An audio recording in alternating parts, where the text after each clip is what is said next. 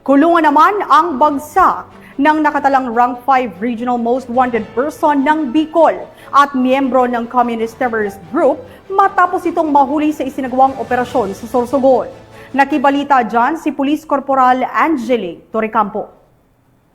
Arestado ang tinaguriang Rank 5 Regional Most Wanted Person ng Bicol at miyembro ng Communist Terrorist Group sa isinagawang operasyon ng pinagsanib na puwersa ng ating kapulisan sa Purok 2, Sitio Tabanugaw, Barangay Kabarbuhan, Bacon District, Sorsogon City, Sorsogon. Kinilala ang suspect na isang 53 anyos na lalaki, may asawa, isang construction worker, miyembro ng Platoon 1 L1 KP3 non-PSR listed at residente ng nasabing lugar. Isinagawa ang operasyon bandang alas 11:40 ng umaga ng mga tauhan ng Prieto Diaz MPS Lead Unit kasama ang Sorsogon CPS, 92nd SAC 9th Sub PNP SAF, Sorsogon 1st PMFC at RIU 5 PIT Sorsogon. Inarestong akusado sa bisa ng warrant of arrest na inisyu ng Regional Trial Court 5th Judicial Region Branch 54 Gubat, Sorsogon para sa mga kasong frustrated murder na may inirekomendang piyansa na 200,000 pesos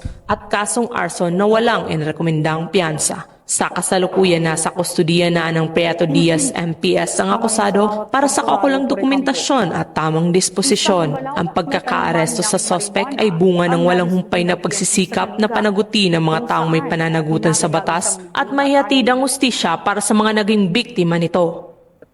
Akin pong ididetalye ang matagumpay na pagkakaaresto sa Regional Most Wanted Rank number 5 na si alias Alas Doma sa kasong frustrated murder at arson. Dagdag ko lamang po na ito pong naaresto namin ay naging miyembro po ng Communist Terrorist Group. Noong unang linggo ng Pebrero, nakatanggap po kami ng impormasyon galing sa aming informant na si alias Doma ay namataan sa Kabarbuhan, Bacon District, Sorsogon City.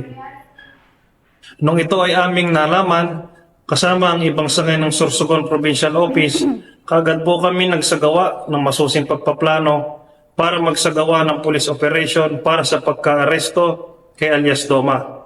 At ng petsa February 13, mga bandang katanghalian, nakatanggap ulit kami ng impormasyon sa kung saan ang eksaktong tinutuluyan ng aming target.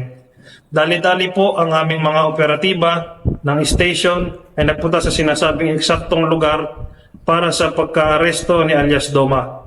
At pagdating po sa lugar ay naabutan po namin sa bahay at naaresto po itong ating target na si alias Doma. Ngayon po ay nasa pangangalaga at kustodiya ng Prieto Diaz Police Station ang nasabing target na si alias Doma. Maraming salamat po. Mula dito sa Rayong Bicol, ako ang inyong PNN Correspondent, Police Corporal Angelique Torrecampo, alagad ng batas, tagataguyod ng Balitang Pulis.